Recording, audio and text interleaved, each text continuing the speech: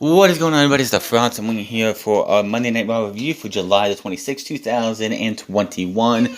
On the road to SummerSlam, we had our first match announced for SummerSlam tonight, which, another triple threat match in the women's division. Yay! Nobody cares. And honestly, nothing else on this show was really worth a damn. You had Karrion taking on Keith Lee. Why? I couldn't tell you.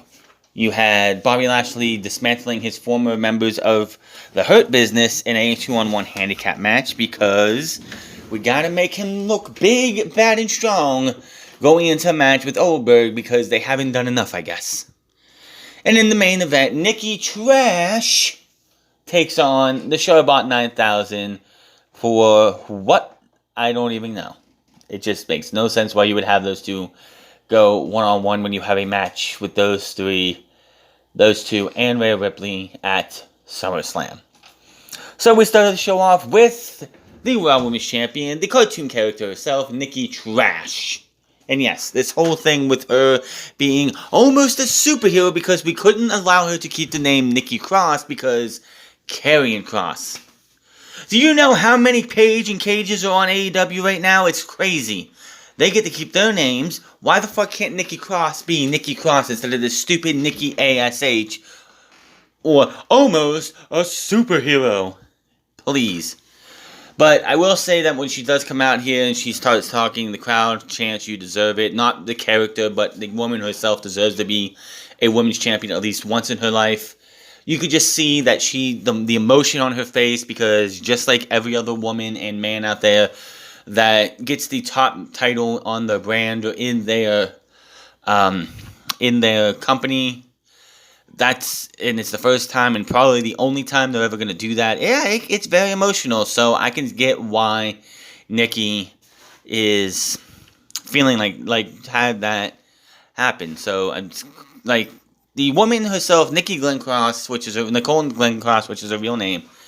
Yeah, I'm fine with her being a champion. I just do not like the fact that they went the way that they did with it. They could have did so much better. If she was just Nikki Cross winning the women's championship, I would have been fine with it.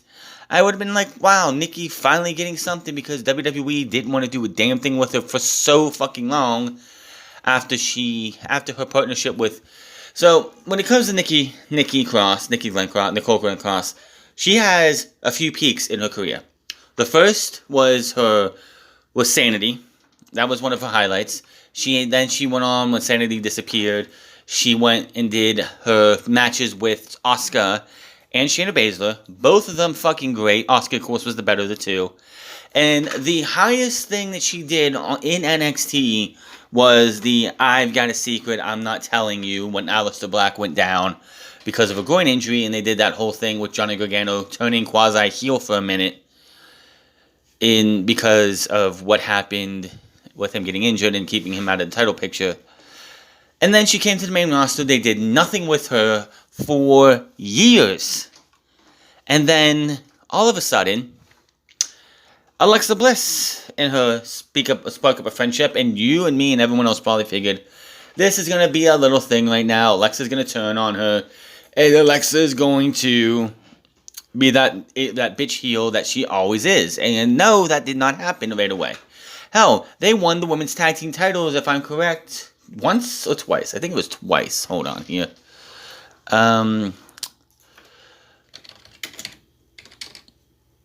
Let me see. Did they go twice? I think they went twice. No. They were once. No, they were twice. Yeah, they were twice. They held them for 62 days each time. That's kind of funny. They held them for 62 days each time. But yeah, that was the biggest peak for her as well, was winning the tag team titles. Then, as we know, Alexa Bliss got attacked by The Fiend after Nikki got a little, pissed off, shoved her down. The Fiend attacked her and turned her into the crazy person that turned into the person she is today. And they looked like they were going to have some kind of actual feud. And that didn't happen, for the simple fact is WWE just dropped it. Nikki disappeared. Alexa went on to be the Alexa we know her as today. And then Nikki was gone for months. She comes back. She starts winning. She starts winning, in quotation marks, matches against the likes of Rhea Ripley and Charlotte in the Charlotte, which, of course, would beat the clock matches, which apparently gave her all the confidence in the world to show up a couple weeks ago with blue paint on her eyes, a blue and a gold mask, which the blue paint she dropped the week after because it did look fucking ridiculous. It didn't look blue even though it was supposed to be blue. It looked green, which wasn't good. But yeah, she did that, and then Nikki went to Money in the Bank, won Money in the Bank, and made everyone else, other than Alexa Bliss, look stupid. And here she is today, the Raw Women's Champion, and she is holding the title till SummerSlam, and she's going to lose the title at SummerSlam in a triple threat match, as we all know. So she just talks about how she's happy to be champion. She thought she would never be here before. She never had the confidence at that one time until she took on this role of Nikki ASH. And yeah, she's just so happy for herself. And then out comes the royal complainer known as Charlotte 9000. I need to have a title match at SummerSlam. And I'm going to take the title from you. Yeah. So, Charlotte gets beat last week because of the Money in the Bank. And she's going to complain. She's going to bitch. She's going to complain. And yes, they had to lose the title because they got to get to 16. And since Vince McMahon doesn't count the NXT championships anymore, which had her at a 13-time champion before they decided to do away with that, they got to get those titles around her waist in a short amount of time. Because unlike men, women's careers don't last as long. I mean, Natalya can tell you otherwise. She's been wrestling in WWE for the better part of 11 years or more. But the average for a woman wrestling, professional wrestling, in WWE no less, is about 5 years. Which I know she's about ready. She's been here for 6, so still going over that.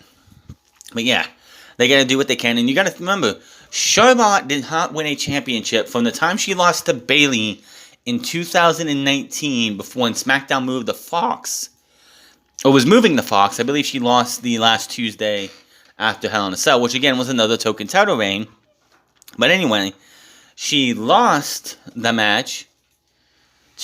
title, and hasn't won a championship until Money in the Bank. So it's surprising that WWE held off on Charlotte winning a championship for 2 years almost. Of course, injuries and setbacks were a big problem with part of that. Because actually, if Lacey Evans doesn't get pregnant, if everything with whatever was going on with Charlotte during the beginning of the year, the match was going to be at WrestleMania, Lacey Evans walking in with the Raw Women's Championship because she would beat Asuka at the Elimination Chamber to drop it to the Charlotte at WrestleMania. That's where they were going. But Raj, you don't know that? Please. Do you really think they were going to have this whole Lacey Evans thing with her and Charlotte go the way it was without there being a title in the picture? With Charlotte beating Lacey for the championship at WrestleMania? Please. That was the goal they were going for. Obviously, Lacey Evans got pregnant, so they had to drop her match with Asuka at the Elimination Chamber, so Asuka didn't have a match. And Asuka got to keep the championship going into WrestleMania. But yeah, that's what you get from that.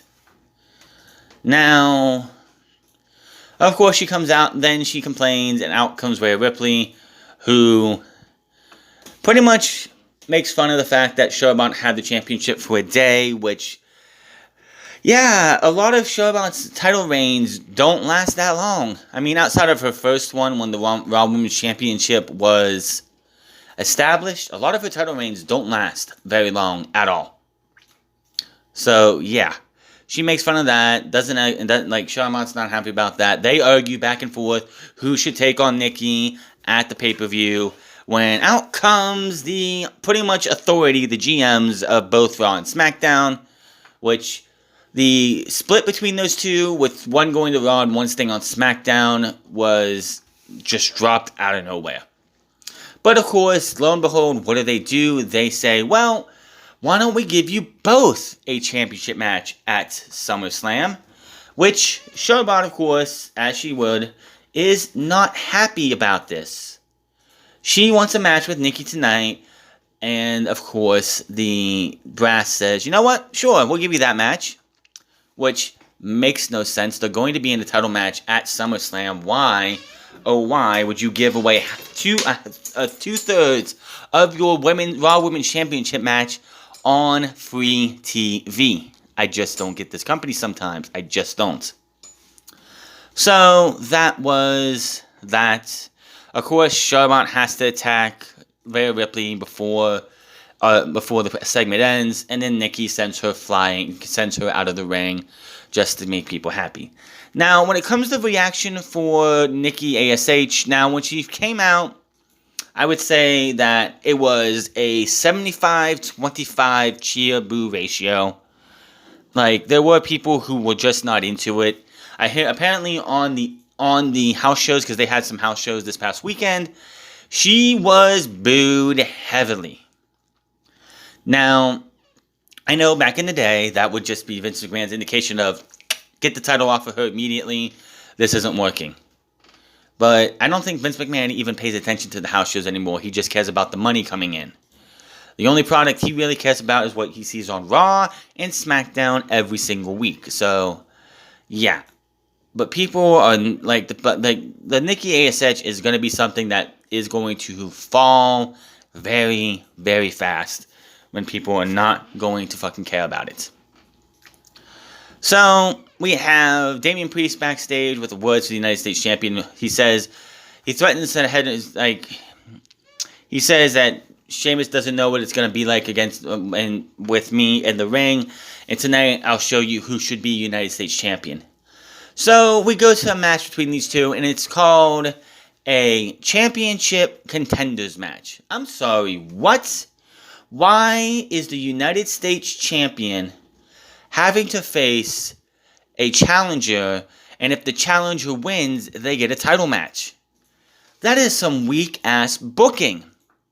Why am I gonna say, how does that work for anybody? How can anybody defend this company who goes, well, we don't have any other contenders, maybe Keith Lee taking on Damien Priest, the winner goes on. No, we have to have a Championship Contenders match with the winner going on to face, if Damien Priest wins, he gets a title shot. If he doesn't, he's shit out of luck. So, I just don't get this. How hard is it to build up a decent-sized mid-card division and have these guys go out there and wrestle matches and have a number one contenders match against two people, not the champion, and have them go out there and the winner goes on to face the champion at SummerSlam? It shouldn't be that fucking hard. It really shouldn't. But yet, this company, for whatever reason, it's fucking hard. So, yeah, I don't get it. I don't get what's the deal with this company. How hard is it? I mean, look at AEW. How many times does a champion lose on TV? Very, very rarely. Chris Jericho got pinned by Scorpio Sky one time in a tag team match, and I can't think of another time that somebody actually got pinned as champion. Oh wait, yeah, the Young Bucks got beat because of all outside stuff, so that makes sense right there. But I just don't get what's up with this. What is up with this WWE company and them doing this? It's so stupid. I hate it. I fucking hate the fact that this company does what it does. It just makes no sense to me. So, it was a really good match between these two, I will give them that. But again, just make Damien Priest go up against Humberto, beat Humberto, go up against somebody else, beat them, beat Drew Gulak, beat all these guys, just go through a bunch of talent. Hell, this was Damien Priest's first match in, what was it, fucking months? So, why the fuck why does he deserve a title match? Just like we'll get to another championship contenders match later on that made no fucking sense, but we'll get to that in a minute. But, again, this is Damien Priest's first match, which feels like since before Backlash. Did he have a match at Backlash? I can't remember. But it's been a while. Damien Priest was someone else who kind of just disappeared. Except for when he was powering around with Humberto Carrillo. So, he ends up hitting the lights. He does kick the mask off of Sheamus with a roundhouse kick, which Sheamus, I don't know if his nose is actually broken or not, but still, I don't know how long it takes for a nose to get better after being broken, but yeah, he kicked the mask off, which Sheamus didn't run over to get back up because, you know, he's already knocked over. And yeah. Now, they fight some more, and then Damien Priest, of course, kicks him a couple times, hits him a couple times, and then hit the lights for the 1, 2, 3, which, by the way, Jimmy Smith called the Reckoning, so I guess it's the Reckoning again. I don't know if it's supposed to be hit the lights or the Reckoning. All he knows he called it the Reckoning for the pin and the win. So, Damien Priest is your number one contender. That match should happen at SummerSlam. It should be a hell of a match, but I don't know why we had to have the champion lose again just to get to a match at a pay-per-view. It just doesn't make any sense to me. And honestly, in my opinion, in my thoughts, it's just so annoying. It is absolutely fucking annoying to see a champion lose again and again and again. So then we had the Viking Raiders. The Viking Raiders, who lost clean at Money in the Bank, are going to take on the Tag Team Champions again. Why? Hell if I should know. I honestly don't know why this match was even happening. They lost clean. They lost clean. It wasn't like, oh, there was some kind of mistake or something. No, they lost clean. And yet, the Tag Team Champions have to defend the titles again. Oh, that's right, because in a 6-man tag match 2 weeks ago, the Tag Team Champions pinned John Morrison. Not AJ, definitely not Omos, who hasn't been off his feet yet in WWE. But they beat John Morrison, so somehow, and I believe that was Ricochet who pinned John Morrison, so somehow that warrants a new title match. So you can get a title match by beating the champion, or beating somebody who isn't the champion in a non-title match. Can somebody explain this one to me? Because I am lost like a mother. I am lost. I don't understand why this happens. Like, it just it pisses me off that WWE is just so poor, and like they just poorly do all this. So we had this match here, and of course the Viking Raiders do what any team would do. They work on AJ Styles for the majority of this match. They even hit the Viking Experience right off the bat. Looks like we're gonna have new tag team champions immediately. And by the way, the tag champs didn't get an entrance. Does anybody have a problem with that other than me? Because that kind of got annoying. It's like, why are you going to have your tag team champions have no entrance? They are the champions. Which usually this would warrant that the champions or the person who doesn't get an entrance would be just beat. That's it. They'd be done. But no. So again, the Viking Raiders hit the Viking Experience right away. Thought they were going to get the win. Omos, of course, pulls out the Viking on top. So again, they still beat up on AJ a lot, man. They continue to try and keep Omos away. AJ gets hit with a kick to the head and towards the end of the match. And I think it was Ivar. Hold on. I think it was Ivar. Hold on. Where's it at? Eric, yeah. Yeah, Eric. I think, was it? Hold on. Yeah, it was Eric had Omos's leg. He was holding him so Ivar could go over and get the pin. Of course, AJ kicks out, And Omos shoots and just kicks Eric to the barricade, knocking him out. AJ hits the Pele kick. He tags in Omos. Omos just runs over Ivar the whole time. And they end up winning. AJ tags in, hits the springboard 450 on Eric for the pin in the win. They never had a chance.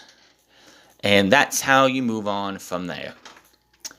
The tag team champions can retain the championships. And then we continue this shit with Jinder Mahal and Drew McIntyre as Drew McIntyre takes on Veer as Shanky is at least not here selling his injuries. I will give Shanky and WWE props for that. He got beaten, which Jinder was, somebody posted pictures of his back, and damn, that was a lot of cuts on his one shoulder. So Drew comes out, he raises his sword, stabs it in a large rock, which, where was this rock the entire time they were in the Blunder Dome, may you ask? I don't know. Drew waits in the ring as Jinder makes his way out, Veer and the man in his suit. Shanky is not with them. Jinder takes the mic and says Drew is despicable, and he's disgusted by the fans as they cheer him while Shanky was beaten with a chair last week. He got pounded 10 times. The fans asked again. He got pounded for another 20 times. And that is where you go for there. And he has his lawyer with him. Please somebody have his name in here, because let's see. Okay, yeah, no. I have no idea what the hell the guy's name was. It was some weird-ass motherfucking name. But he's going to give Drew McIntyre one more chance to say he's sorry, or they're going to sue him. Which, I thought they were going to have Drew be stupid and be like snarky and everything. Be like, yeah, sure, I'll apologize. I'll apologize that it wasn't you that I did that to last week. But he didn't. And he said, I'm going to beat the hell out of this guy. And I want these fans to chant, well, Drew's gonna kill you. And I'm like, wait a minute. What are you doing? No. No, you are not using Joe is going to kill you and put Drew there. Samoa Joe, owns the rights to is going to kill you, whether he likes it or not. Sorry, Drew, just nah. Doesn't work with you. Doesn't work for you at all. Doesn't work for me either. So yeah, Veer versus Drew McIntyre, and the problem with him doing that is going to kill you trying to get the fans to chant that. He struggles to take on Veer. If you're going to go and try and have someone do Drew is going to kill you, you should at least be able to beat the living shit out of this guy. But that is not what happened. He actually was struggling to take this guy on. It was really weird to see that's what was going to happen. But, of course, Drew is beating this guy up. Veer gets up a throat shot. Jinder slides a chair into the ring. Jinder, of course, had a chair outside the ring this entire time, slamming around, distracting Drew McIntyre. Veer grabs it. He turns around. Drew hits the Claymore into the chair, into Veer, and the ref calls for the bell. And Drew wins by disqualification. What the fuck? Now, normally, when this happens, and you have someone bring a chair in like this, and they get it kicked in their face, the ref doesn't do anything, because they brought it in, it's their own goddamn fault, but for whatever reason, they called a DQ. Maybe Drew was supposed to get hit with the chair, but he was like, fuck that shit. Fuck that shit, I'm taking this now. So, yeah.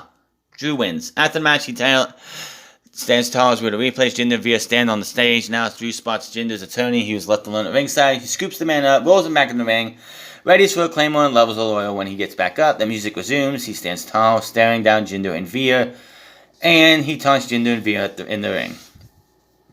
Good grief.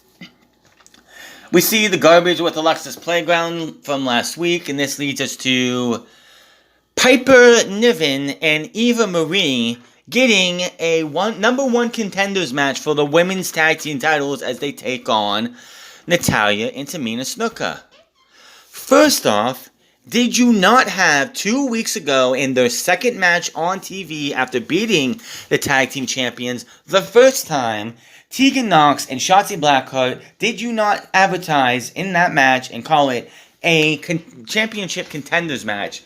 And what happened in that match? Oh, that's right, Tegan Nox and Shotzi Blackheart won.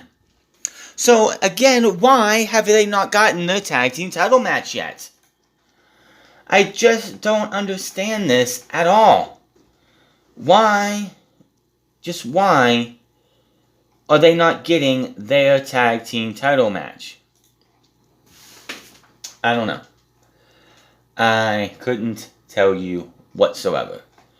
I believe there was another team, what was it, last week or the week on Friday or something, that got a tag team match, another one of those for the women's tag team titles, but the women's tag team won. So, when are the women who beat you getting a tag team title match? It just doesn't make any sense to me. So, this match was terrible. Eva Marie should never be allowed in the ring. Piper Niven worked as much as she can. Eva Marie gets in. We get a Lily video package of Lily mocking the Eva Marie Evolution vignettes.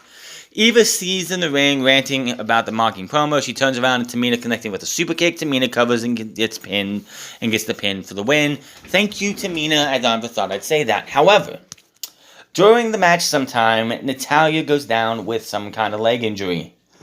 So, I don't know if this was the actual finish. It was supposed to be Tamina hitting the super kick. But this is what they went with. After the match, of course, Medical and Tamina help Natalya to the back. Her left leg not being able to put any pressure on it.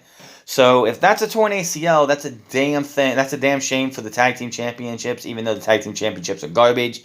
This was Tamina's first run as champion. If they have to vacate them, here's a good idea: retire the belts. Just retire the belts. They have never been taken seriously from day one. Just fucking retire them. You didn't care about them then. You don't care about them now. So, just get rid of them. And then we go to NXT Champion Karrion Kross versus Keith Lee. Now, on paper, this would be one of the best things ever. It'd be an awesome match. It'd be a great match if these two weren't. If it wasn't for what happened last week for both of these guys, this would be awesome. Especially if you're building this up for a match between these two, that looked like this was a pay-per-view match. And say Karrion Kross or Keith Lee was United States Champion, or they were WWE Champion, one of them. That would be a great match. Or if this is a big grudge match that these two want to have, because Keith Lee wants to get his win back against Karrion Kross because of the match at TakeOver, which, by the way, wasn't mentioned one time. They never mentioned the fact that these two had a match at TakeOver, and that match was, of course, Keith Lee's last match, and the last time he used his theme music that everybody loves. And Karrion Kross won the NXT Championship, and of course had to relinquish it the next Wednesday because he got injured. No, none of that at all. So, yeah. What can you do? Nothing. So, we had this match. It was a better showing for both men compared to last week. Holy shit, last week was such a bad week for both of them. But this was better, but it wasn't great. Especially for Keith Lee, who he's done. Keith Lee just needs to leave WWE, go somewhere else. I don't even say AEW. He needs to go to Ring of Honor, maybe Impact Wrestling. I don't know. All I know is this dude needs something else. Because right now, them just having this guy go out there and get beat badly last week and in a tough match this week and can't even let the guy Can't even let the guy pass out in a match. I just don't even know. I can't even with this company, though. So, yeah, they had the match. Keith Lee fights as much as he can. Big elbow to the back of the head, or forearm to the back of the head, into the kross jacket. Keith Lee fights, even though he's right near the ropes. He taps out. Can't let him pass out. He had to tap out. And that is what you go from there. Keith Lee gets beat again.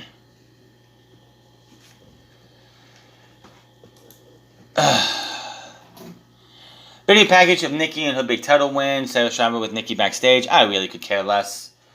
Mason T-Bar versus Mustafa Ali and Mansoor.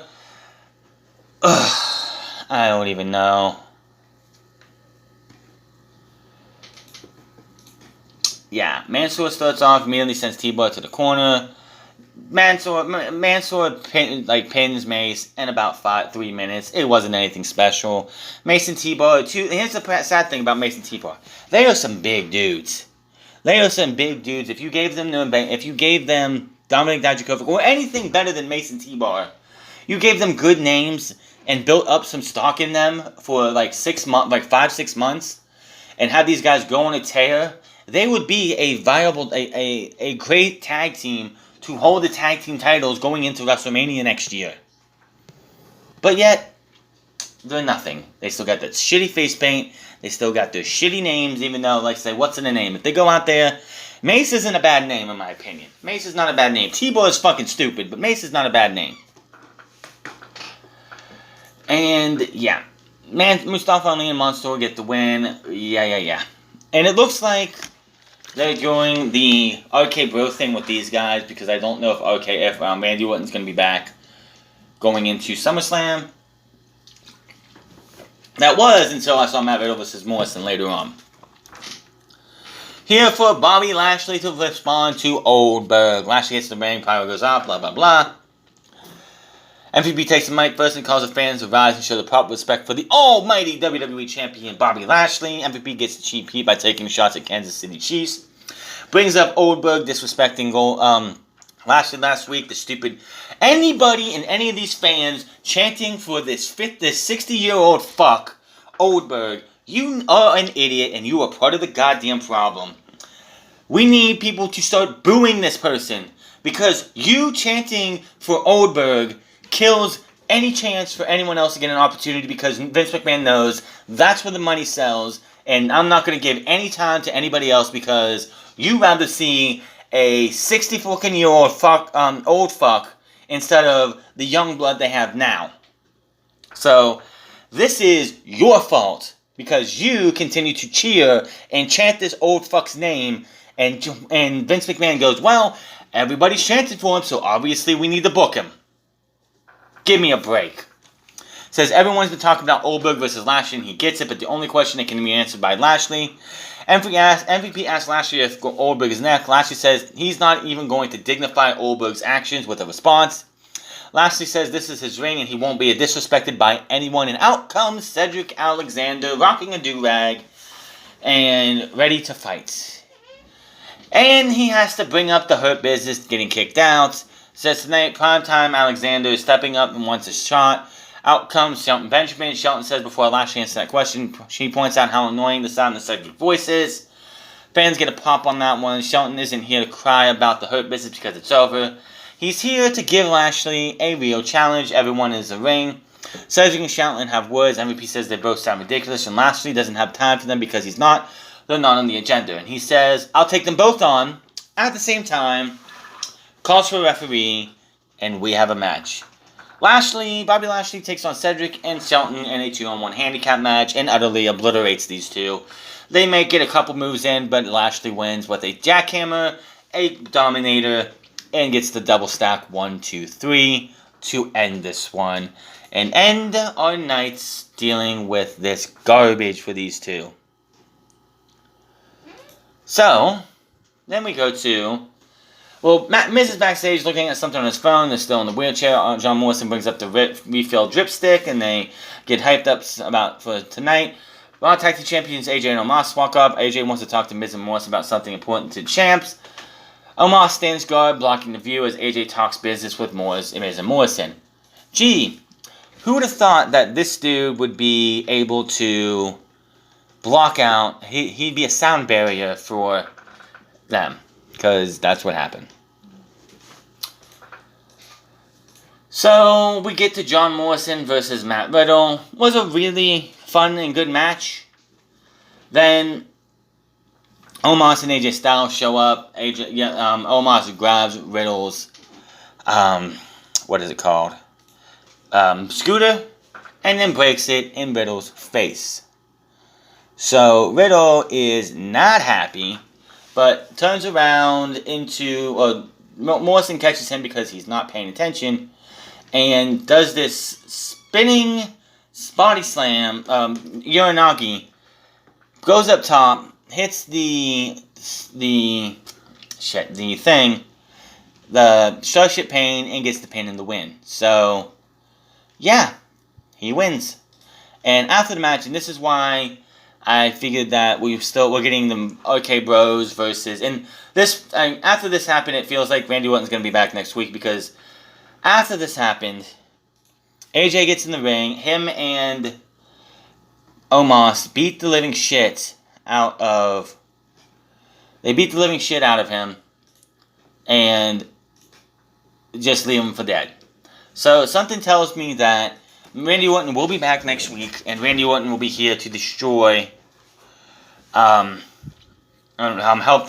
him, as they will be the ones to probably take the tag team titles off of the tag team they have right now in AJ Styles and Omos. But, again, we'll have to wait and see what happens with that. We see what happened with Nia Jax, Shayna Baszler turning on Reggie last week. We have Reggie versus R-Truth, who was wearing a mic for whatever reason. They have a match. Reggie wins. I really couldn't care less. We go to our main event, a Contenders match. Raw Women's Champion Nikki Trash versus Charlotte 9000. And what is WWE usually do with their champions? What have I been saying for months? I would not want to be a champion. I've been saying it for years, really. I would never want to be a champion on main roster WWE television, because you get beat in non-title matches. As Charlotte beats Nikki with a rolling pin, a roll through pin. After that, she stands tall. We're going to replace Kevin Patrick enters the ring for the match with the interview with Flair. With the Charlotte, he congratulates her, but she isn't happy with this, asking what did he expect. She keeps asking why he's congratulated her, takes the mic and starts talking trash to Nikki. Says she thinks she can be a superhero by just putting on a mask and cape. Tells Nikki that no one is in her league, no one. And as far as she says it's true, nobody, sorry, not sorry. Hands the mic back and stands tall. Nikki says she's always said almost a superhero, and she may be lost, but she showed that she can almost beat Flair. Why would you be happy about that? Almost only counts as horseshoes and hand grenades. Has she not been told that in her life? Nikki says she was confident to beat Flair next week, so she's challenging Flair to a rematch because it's Monday Night Rematch. Nikki tosses the mic and gets hyped up. Then Charlotte tells that to hand the mic back. She says she can beat Nikki next week, and any week she accepts the match next week. Charlotte extends her hand and shakes, but Flair levels her with a forearm cheap shot. Decks Nikki again and stands tall as the referee wants, so she takes it to the floor and chops Nikki again in the barrier. Humiliating her in front of fans in the front row, brings her back in the ring, levels her with a big boot, and stands tall over the champ as Raw goes off the air. That's your Raw Women's Champion right there. Getting beat, getting humiliated, made to look like a fucking geek. What the hell? What in the little fuck is that? Like, are you serious with this? Are you serious with this? This is your women's champion now. This is what you have. Like, oh my god, how can anyone be happy? How can anyone be happy about this? I know I wouldn't be. That's what they did with the Raw Women's Champion. had to go out there, get pinned in her first match since winning the championship, and then get beat the hell out of after being stupid enough to go, well, I have the confidence to beat you next week. How about we have another match? Sure, let's shake hands. You think you're not just gonna kick my ass, are you? Oh yes, you are. God, this company is so stupid. And who actually thinks this is good? Who actually thinks this is a good idea? Who actually thinks this company fucking cares? Because I don't think they care. They haven't cared in well over 10 years, over 15 years. They got into a point where they don't need to care about anything ever again because they make all the goddamn money in the world that they need to. And that's it. That's all they need. They don't need us. They don't need anything else. And if you think otherwise, then I don't know what to tell you. I don't know what to tell you. This show sucks. And I am pissed off that people continue to defend this shit and think that this show is going to be any better the way it goes on, because it's not. It's not going to get any fucking better. It just continues to get worse and worse and worse and worse. But hey, what can you do about it? I can't do anything. But that is your Monday Night Raw review. Hit that subscribe button, comment down below, like or dislike this video. Find me on Minds The France Club. Find me on twitch.tv/The France Club. And find me on Instagram at The France Club. And I will see you guys Wednesday, where we have real good wrestling that actually makes sense and fucking people who know how to tell a fucking story. But until then, my name is France, and I'll see you guys later.